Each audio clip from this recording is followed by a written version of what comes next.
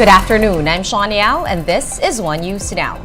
The Tourism Department is now investigating the use of stock footage in an audio-visual presentation for its Love the Philippines campaign. In a statement, Tourism Secretary Cristina Frasco said they were made to believe that all materials for the AVP were original. She reiterated that no public funds were used to create the video. The DOT also vowed to take necessary actions to protect the country's interest amid the gaffe. For its part, the DOT's partner ad agency DDB Philippines says it takes full responsibility for the AVP blunder. DDB says it will defer the investigation to the investigation of the Tourism Department. Recall that vloggers and netizens called out the Tourism Department for the AVP, which was used during the Love the Philippines launch on June 27. The visual presentation passed off at least 4 scenes as Philippine destinations, when in fact, they were file videos of sceneries overseas. The new Philippine tourism slogan is also getting world attention, but for all the wrong reasons. International news outlets like BBC News, The Independent, and Straits Times are reporting about the DOT's gaffe. Over the weekend, the global media organizations came out with articles about the apology of DDB Philippines and the use of foreign videos in its AVP. And netizens have discovered more about the new Philippine slogan Love the Philippines, claiming that it is not an original idea. In 2021, the Love Cyprus campaign was launched to show, in a nutshell, the love the country has for its islands and tourists. Just last week, the Philippine Tourism Department said they came up with Love the Philippines tagline to highlight the hearts of Filipinos and the country's rich culture and diversity. The DOT has yet to issue a statement on this issue. Meanwhile, the Commission on Audit, or COA, has flagged the Tourism Department's marketing arm. That is for procuring 9.8 million pesos worth of tokens in 2022.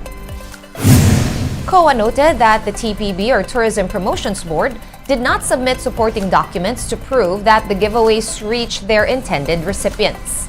The COA added that while the procurement was supported with official receipts, it still lacked inspection and acceptance reports and a requisition and issue slips. In its defense, the TPB said that the tokens were given to high-level officials and delegates and consumers during trade fairs. The TPB also argued that it will be impractical to require the recipients to sign an acknowledgement receipt for the giveaways. We're going to pause for a quick break, but One News Now will be back with more stories after that. Keep it here.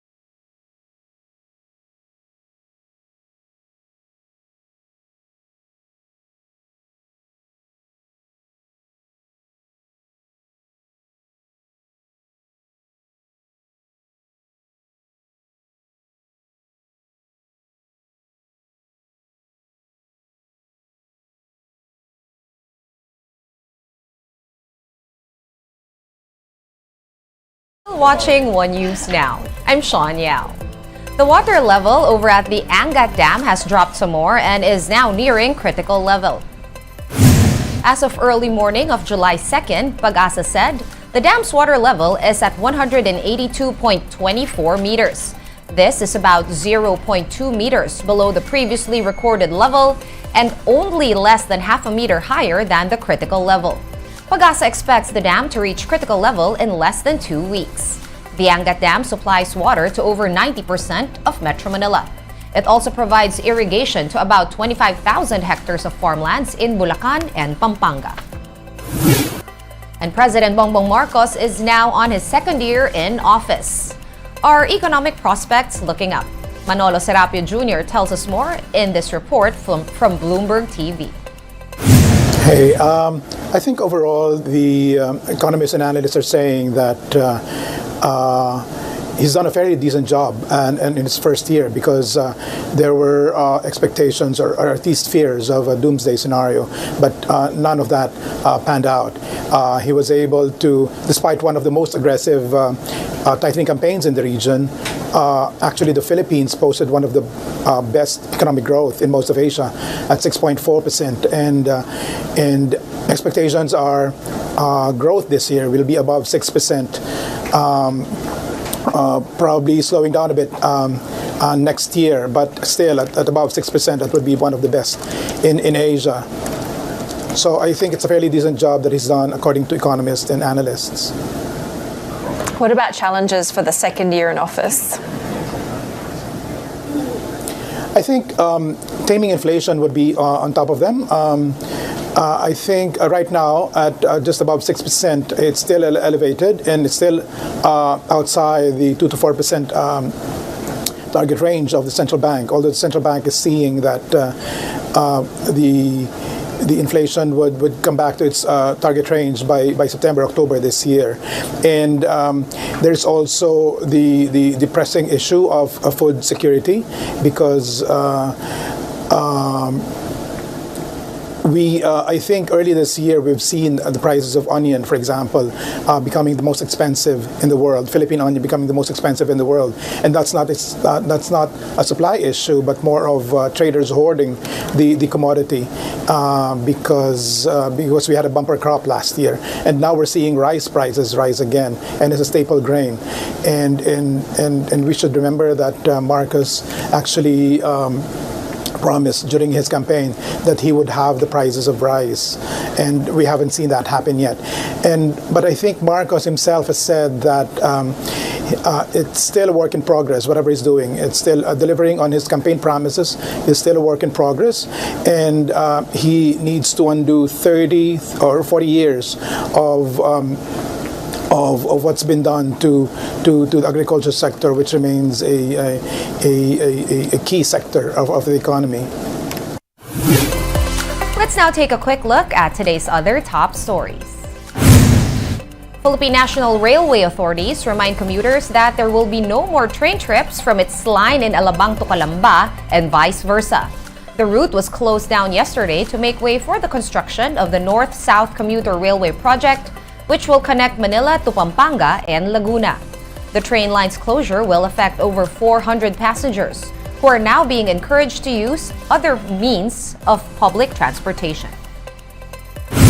Oil companies are expected to roll back prices of petroleum products tomorrow, Tuesday, the 4th of July. Diesel and gasoline prices will be going down by 70 centavos a liter, while kerosene will be cheaper by 85 centavos a liter. And EJ Obiena has qualified for the Olympics in Paris next year.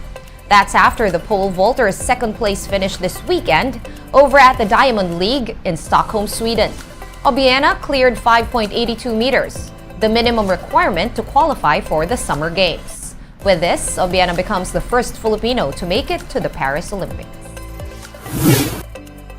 One News Now will be back at 3:15. I'm Sean Yao. We are One News.